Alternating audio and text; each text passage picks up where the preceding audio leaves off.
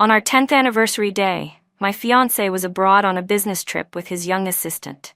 I called him more than a dozen times. No one picked up. Almost at the same moment, the assistant updated her social media. In the video, the man behind her was taking off his shirt, his solid chest muscles taut under the dim light. Her caption said, "Out of the country with the big shot lawyer to see the world. He teaches me how to work during the day and how to be a person at night. Hey, I'm not in a rush and not overthinking. Like and comment to cheer me on. Here's hoping I can make a person soon." The calls that hadn't gone through finally came back as a return call. After the urgent ring, I heard Ethan's voice, tight with anger. "Nina, why are you being so snide? Emily's been scared to tears by you. Seriously, she's just a young girl. It was only a joke. You were young once too. Why can't you take a joke?" The accusations came like a barrage, with no concern for why I, someone who hadn't reached out to him on my own in a long time, would suddenly call him more than a dozen times within an hour. I held the phone a little away and said, very calmly, "Let's break up." There was a few seconds of silence on the other end before his tone cooled. "All because of a joke video? Yeah, Nina. In less than half a year you've brought up breaking up 3 times. Aren't you afraid I might actually agree?" Ethan sighed helplessly. "I know you're insecure. You're not that young anymore, and you keep worrying some young girl will steal me away. But be clear about this. First, she doesn't think that way. Second, am I really that irresponsible in your eyes? Just say it. What do you want this time? I'll go public with a proposal as soon as I'm back. We'll get married at Lunar New Year. That should do it, right?" I hung up without a word. We had been together 10 years, from 19 to 29, falling in love in the best years of our youth and getting through the hard days hand in hand. Now he was accomplished, a partner at a top law firm. Everyone said I was lucky that I'd picked a promising stock. Ethan, too, was certain every time I raised the idea of breaking up, I was just retreating to advance. Because he repeatedly indulged Emily's boundary crossing, I had already brought it up twice. Each time, after a Cold War, Ethan would bow his head and make peace. The first time, he took 10 days of vacation to go with me to my hometown to visit my parents. The second time, he gave me a Ferrari and bought a villa, calling it our marital home. This time he thought I was forcing a proposal. He didn't know that each time I had truly wanted to leave, and this time I wouldn't look back. Breaking up was only the final step. I had already arranged the new chapter of my life, a new job, a new destination, both waiting for me. I was only waiting for him to come back because, after a decade, even the last chapter ought to land with weight. Ethan came through the door looking exhausted, tossed his suitcase in the entryway, and collapsed onto the couch. His voice was a little hoarse. "Nina, the throat-soothing tea's ready, right? My throat's been bad this whole half-month abroad. It's killing me." He has allergic pharyngitis, and over the years I had experimented until I found the blend that suited him best, better than medicine. In the past, at a moment like this, I would have fussed over him, then brought out the tea I'd already simmered and watched him drink it. Now, though, my gaze didn't leave my laptop screen, and I didn't move an inch. Ethan looked a little surprised. He pulled a jewelry box from his pocket, opened it, and held it out to me. A 10th anniversary gift. "See if you like it." When I didn't move, Ethan took out a ring. "Try it on, it's really pretty." It wasn't the engagement ring I had imagined, but a small, delicate, purely decorative pinky ring. I glanced at it briefly and kept clicking my mouse. Ethan, still trying to be patient and cheerful, tossed the ring casually onto the table. "You're still upset about that day? I took you with me on the trip abroad for work. I didn't forget our 10th anniversary, and I even bought you a gift. What more do you want?" I looked at him steadily. "Did you pick out the gift yourself?" A flicker of guilt crossed his eyes, but his voice grew louder instead. "Emily picked it. She said an engagement ring should be custom ordered in advance, and as a gift, a pinky ring is more fashionable. I don't know much about women's things. This was a luxury brand's latest seasonal model the clerk recommended. What, is that wrong too?" I extended my right hand and said lightly, "Is that so? Then put it on me." Ethan picked up the ring and slipped it toward the tip of my little finger, but his expression suddenly changed. My pale, slender finger was twisted oddly at the joint, and the ring got stuck there, looking like some kind of joke. He froze in place, lips moving soundlessly. I gave a short, cold laugh and pulled my hand back. He had forgotten. My little finger had been injured and never treated properly, leaving it permanently damaged so I could never wear a pinky ring. He forgot so quickly, even though the injury had been because of him. When the car accident happened, I had thrown myself in front of him, pushing him out of the way, and my little finger had been crushed. At the time, we were broke, behind on rent for 6 months, and about to be thrown out on the street. I used the 80,000 yuan compensation from the driver to pay a year's rent, and with the rest, I bought him a decent suit for his job interview. It wasn't until I cried out from the pain in the middle of the night that Ethan realized I'd only gotten a quick cast at a small clinic, never any proper treatment. That night, in the basement of Building B, we held each other and sobbed. He said he would love me and cherish me forever. So that was his forever. Not even 10 years. The keypad at the entryway beeped, and the door opened softly. Emily tiptoed inside. When she saw both Ethan and me, she froze. "Oh, you're home too, Nina." I didn't mean to intrude. She instantly looked awkward, as if only now realizing how inappropriate her entrance was. Mr. Ethan left his laptop in the car. I thought he had just gotten off the plane and was trying to rest off the jet lag, so I didn't knock. I didn't want to wake him. Expressionless, I looked at Emily, who was on the verge of tears. My voice was cold. "You remember the door code this well? This isn't the first time you've come in like this, is it?" Emily's voice trembled, but her face was still full of stubborn defiance. "Nina, please don't misunderstand. I haven't been here many times, only before, when I came to bring Mr. Ethan some files. That's when he gave me the code. I know you don't like me, but there's nothing improper between me and Mr. Ethan. I'm his assistant, and it's my job to run errands for him." I couldn't help but let out a cold laugh. "Your job, right? Like when you got your period and had the boss bring you ginger tea in the middle of the night? Or when you found cockroaches in your place and had him come over to rescue you? Or how you somehow always managed to show up at our date spots? You're a very dedicated assistant, and you're still talking about being clean, taking videos of the boss undressing late at night? And now the moment he's home, you're barging right in? So you're really that innocent?" Emily's eyes brimmed with tears, as if she'd suffered some tremendous injustice. She stubbornly looked at Ethan. When he stayed silent, she finally turned her head, letting the tears fall. "Nina, that's enough." Ethan walked over, gently patting Emily on the back, then frowned at me. "Did you really have to say it that harshly? She was just being kind, bringing my laptop. I'll tell her to be more careful next time." He gave Emily a helpless look, his tone lightly scolding. "And you? Why do you always seem to cause trouble? Hurry and apologize to Nina." "I didn't do anything wrong," Emily said through sobs. "I just feel bad for you. You've been working so hard these past 2 weeks and I didn't want to wake you." I was so furious I could barely contain myself. I pulled out my phone. "You entered someone's home without permission, and you still think you're not wrong? Since your lawyer boss didn't teach you the law, let the police do it." "That's enough." Ethan strode over and snatched the phone out of my hand. "Don't go too far, Nina. You're acting like an unreasonable shrew who won't let go. The one who doesn't understand the law is you. This house is under my name. If I let her come, she can come." The room fell into a silence so deep you could hear a pin drop. Emily straightened her back and gave me a smug look. I kept my eyes fixed on Ethan, unblinking. We'd gone to the same school, the same major. The reason he had pursued me in the first place was because he'd never beaten me in a debate competition. And now, in his eyes, I was nothing but a shrew who didn't know the law. Suddenly, the face I had looked at for 10 years seemed both strange and blurred. Meeting my gaze, Ethan's expression flickered with panic for a moment before returning to calm. "Nina, what I mean is, let's just let this go." I picked up my bag and gave a light laugh. "You're right. This is your house. The one who should leave is me." Emily rushed to block my way.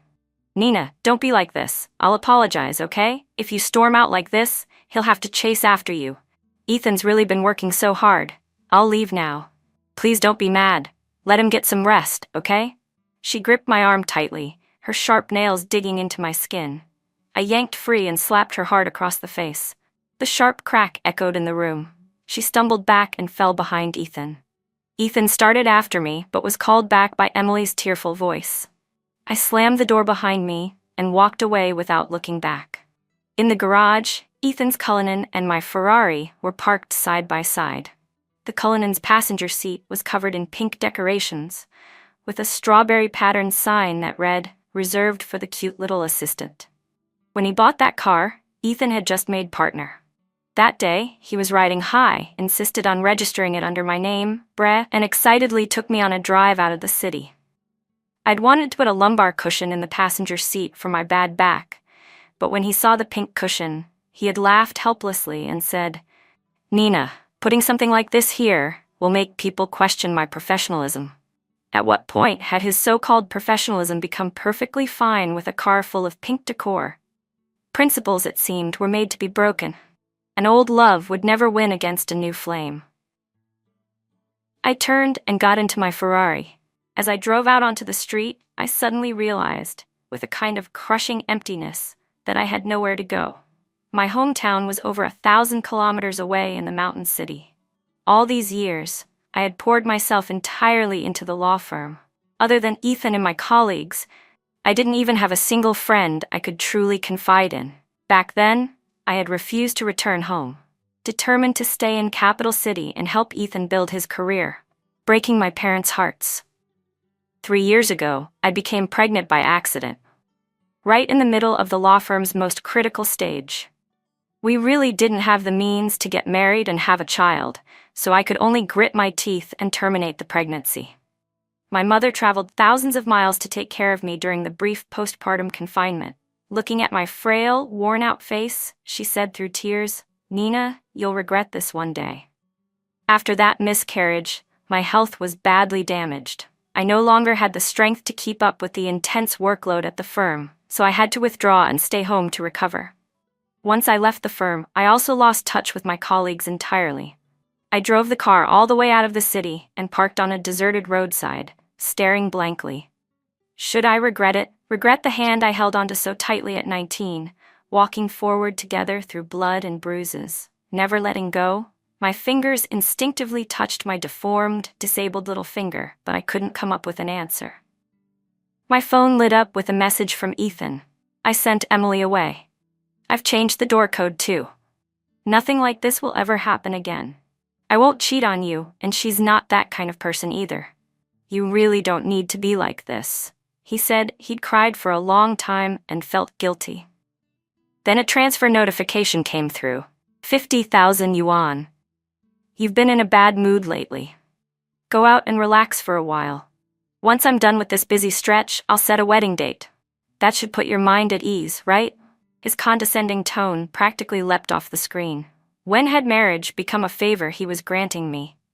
I couldn't help but let out a bitter laugh, remembering a gathering not long ago. I'd been on my way back from the restroom when I overheard someone asking, "Ethan, I heard you bought a lakeside villa for your wedding home. I'm so jealous you've got both a successful career and a beautiful bride-to-be." Someone else joked, "Honestly, with Ethan's current status, marrying a young celebrity would be totally normal. It's just that he's so sentimental and insists on not changing partners." Ethan's laugh was low. "It's been 10 years. Nina's been through so much hardship with me. If I don't marry her, I'd be a sinner."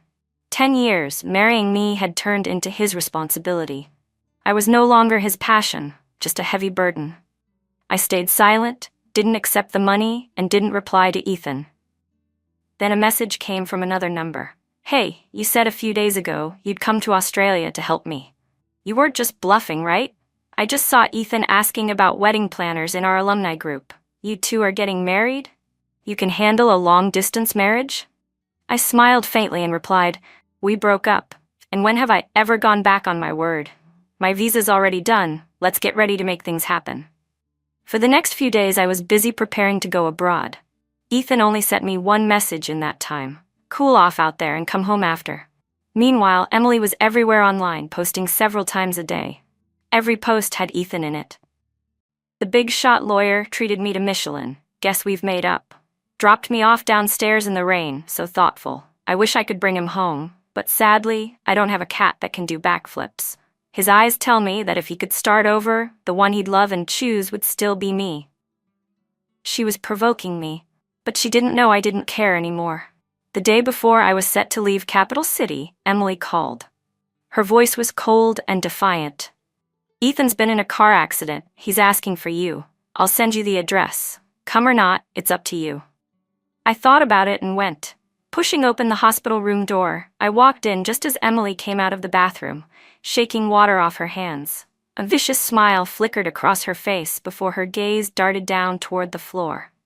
Following her gaze, I noticed a few crumpled used tissues on the floor, the room heavy with the scent of viburnum blossoms. Emily was shaking out her wrist when suddenly, from behind the curtain, came Ethan's familiar, postcoital, hoarse voice. "What's wrong, Emily?" "Nothing," she answered, meeting my eyes with a bright, dazzling smile. "It's all your fault for taking so long. My hand's so sore now." He just stood there, tilting his head slightly in a quiet, provocative standoff. I curved my lips into a small smile, then turned and walked away. Even a second longer here felt filthy. Some people don't deserve a clean, polite goodbye. Before leaving for Australia, I went back to my hometown in the mountain city. A few days earlier on the phone, I'd told my mother about my plans to work in Australia. For some reason, every time I thought about telling her about my breakup with Ethan, the words would rise to my lips, but never make it out. My mother took the things from my hands and nodded toward the balcony, where my father was watering the plants. "You blocked Ethan, so he couldn't reach you. Yesterday he called your father instead." My heart gave a hard thump. How was I going to explain this? I dragged my feet to the balcony. My father set down the watering can, his face stern. "You and Ethan broke up?" "Yes, because of a female assistant.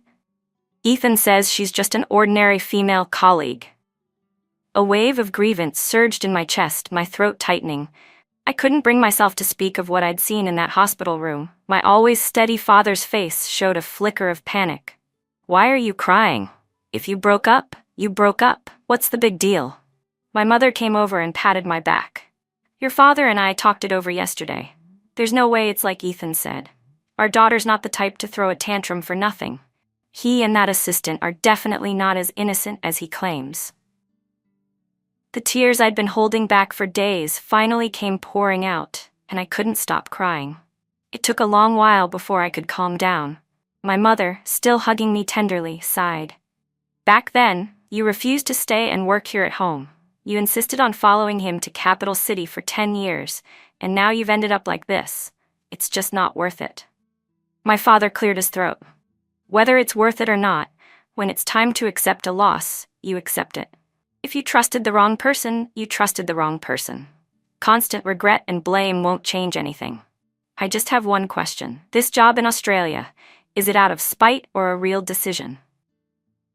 I wiped my tears and nodded firmly. "It's a real decision. A senior from school has already established himself in a firm over there and wants to expand domestic business. He needs a partner." My mother's face was full of reluctance. "Nina, are you really going to move so far from home?" My father stood up, heading for the door. "Why waste words? Has she ever listened to anyone since she was a child?" My mother called after him. "Where are you going? Dinner's almost ready." Without looking back, my father replied, "Going downstairs to buy drinks. Don't you know our daughter needs sour plum juice when she eats hot pot?" I hugged my mother tightly. Even in Australia, my work will focus mostly on domestic business. I'll be back at least half the time, and I'll visit often. Besides, Dad's rheumatism isn't suited for living here in the mountain city long term. You could both come spend half the year in Australia." My mother smiled and gave me a light pat. "But we can't speak English. We won't embarrass you, will we?" From outside came a cold snort. "Speak for yourself. My English is just fine." I laughed through my tears. Yes, I'd wasted 10 years, but I could admit the loss. I, Nina, could win with pride and lose with dignity. I changed to a new phone number. A few old classmates reached out to me on QQ. "Nina, are you and Ethan fighting? He's going crazy looking for you everywhere. You two were so good together. If you really broke up, I really don't believe in love anymore." Ethan told me she was just an assistant with no sense of boundaries, but she hadn't made any serious mistakes. You two are about to get married, he said. Don't do anything impulsive and let someone else take advantage. I stared at my phone for a moment, then decided there was no need to explain anything. There's no such thing as true empathy. Forget other people. Back then, when I had thrown myself into love without hesitation, even I wouldn't have believed that one day I wouldn't even want to look at him again.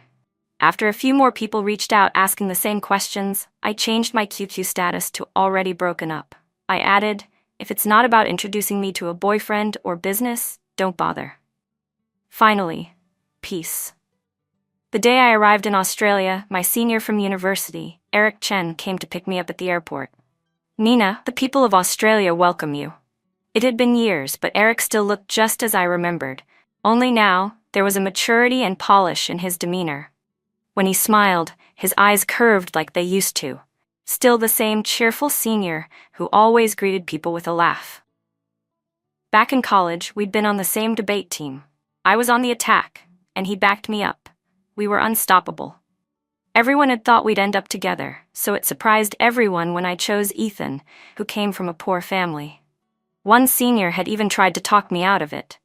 Ethan's great too, she said, but Eric is warm, kind, and dependable. I had brushed her off at the time. But Ethan treats me well, I'd said.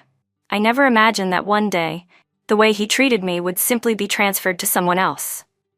All the care and gentleness Ethan now showered on Emily, she thought they were privileges just for her. But in truth, they were only copies of what he had once given me. When you're in love, you rely on feelings.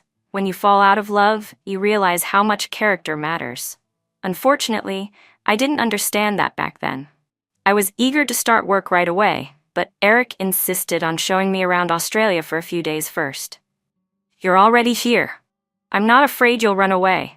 Let's relax first, there'll be plenty of time for work later. Eric was the perfect tour guide. Even after all these years, there was no awkwardness between us. It felt like we'd just been fighting side by side yesterday. From the cold winter back home to Australia's blazing summer, we soaked up the sunshine, walked on the beaches, and admired the crowds of beautiful people. Before Ethan, I had been cheerful and outgoing, a little ball of sunshine.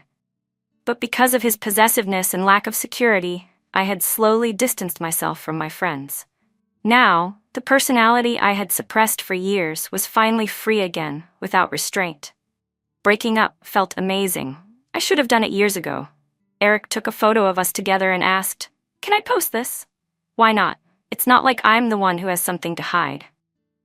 The day after Eric posted the photo, Ethan showed up in front of me. He was leaning on a crutch, looking haggard, his hair messy from the night wind. Gone was his usual polished elegance. I forced myself not to show my distaste, turned, and thanked Eric for driving me home. He glanced at Ethan in the distance and asked gently, "Want me to wait in the car until you're upstairs?" I smiled. "No need. I can handle it." Once Eric drove away, I acted as though I hadn't seen Ethan and headed straight toward my place. He grabbed my wrist, his face dark and dripping with anger. "Nina, you've been in touch with him all along, haven't you? You planned this breakup from the start, didn't you?" I almost laughed. "Ethan, I'm not you. Don't try to pin your own behavior on me." He fell silent for a few seconds, then cleared his throat. "Nina, if you mind Emily so much, I can fire her. I swear to you I've never touched her." I cut him off. "Using your hands doesn't count as touching, is that it?" Ethan's whole body trembled, his eyes darting. "Don't believe what Emily says." I didn't. I just smiled.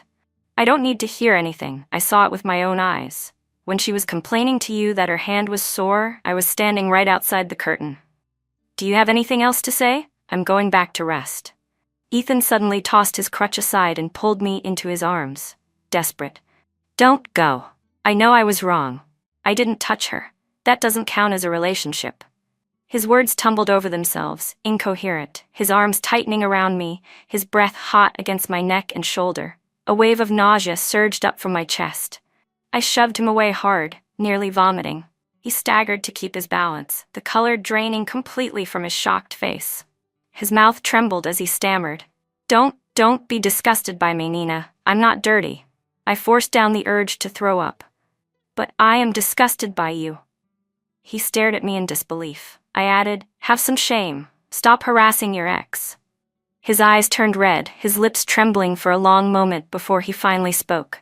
You went through so much hardship with me. I never thought about leaving you. I admit Emily tempted me. But at the end of the day, we didn't actually have a relationship. You'd throw away our 10 years over this? Emily's education and looks are just as good as yours. She's even younger. Aren't you afraid I might actually be with her? I almost laughed through tears. I'd known he'd try to make excuses, but I hadn't expected him to say something like this. Clearly, my understanding of scumbags wasn't deep enough. Ethan, I sincerely wish you two a long and happy life together and lots of children. I'm begging you, really. I'm just not lucky enough. Only Emily deserves a great man like you. Satisfied? I've been out all day and I'm exhausted. Goodbye, and don't let me keep you. I turned to leave. Behind me came his teeth-gritted voice. Nina, you'd better not regret this. A month later, our alumni group organized a gathering. Eric asked if I'd be going. I closed my laptop, stretching my sore back. Of course. The firm's expanding domestic business, and I worked in the country for 5 years before. Naturally, I need to start picking up my network again. More friends means more opportunities. A reunion's a good chance to build connections and exchange information. The moment Eric and I walked into the banquet hall, we ran right into Ethan and Emily.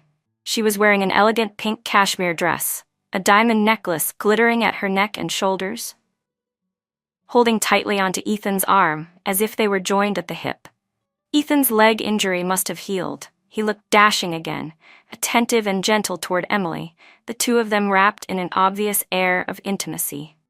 Everyone in our class knew about our 10 years together, and not long ago, Ethan had even told the group we were about to get married. The sight now left more than a few people visibly uncomfortable. One blood classmate asked outright, Nina, are you and Eric together now? I answered easily, no, I'm single. Eric and I are business partners. Emily curled her lip and said with mockery, partners?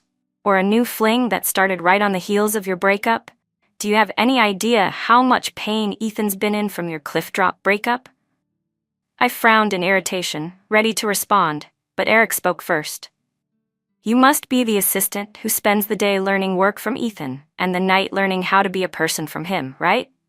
His tone was mild, his smile lazy. From what I see, you're not very good at the being a person part. Maybe you should take more night classes. Emily's face flushed red, then pale. She bit her lip. Emily leaned her head on Ethan's shoulder, eyes brimming with tears.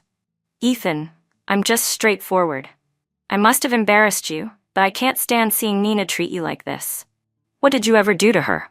You've been carefully planning your proposal, and she's already gone behind your back to latch onto someone better. Ethan's face was stone cold as his gaze locked unwaveringly on me. When a person is so speechless that words fail them, they really can only laugh.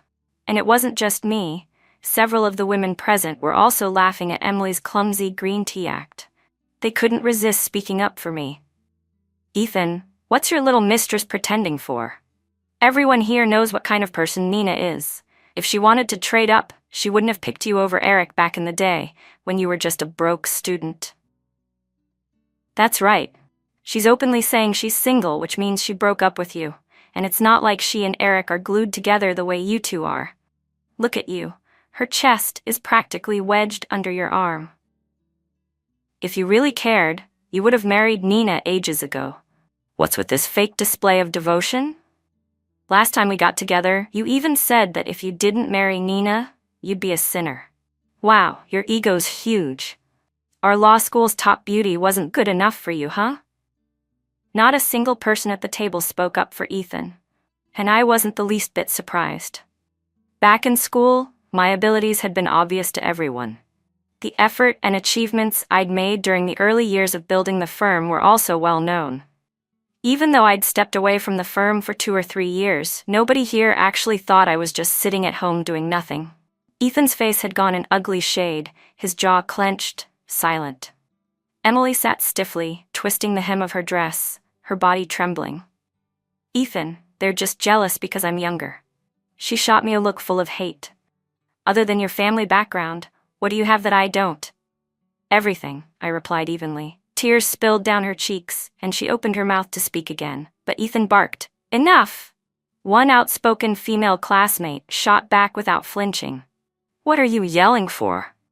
This was a perfectly fine reunion until you and your little homewrecker came in and ruined it. Why don't you just get out and stop killing the mood?"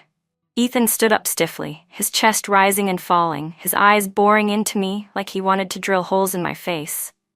I met his gaze without flinching. After a moment, he gritted his teeth, yanked Emily to her feet, and stalked out. Once I was back in the country, Eric and I threw ourselves into work. I wasn't stupid. After that 10th anniversary incident, I'd stayed up all night copying all the work files from Ethan's computer. Fortunately for me, he was lazy. He'd never changed his password in all these years. I didn't tell even Eric about this. When I drafted our legal service proposals, I built every single one over Ethan's plans, doing even better where he was strong and fixing every flaw where he was weak. I had spent years giving my all to help him build his firm.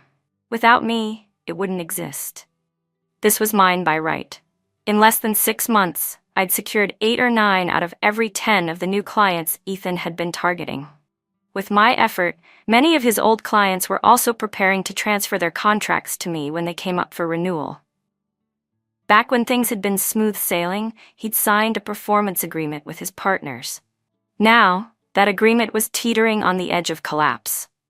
Word was he was running himself ragged, scrambling to find connections and pull in business. Emily, at least, was sticking by him, posting on her social media every day. "I'll be by your side to help you rise again." I almost burst out laughing. Could she at least fix the typos first? At her level, helping him rise again was a bit of a stretch.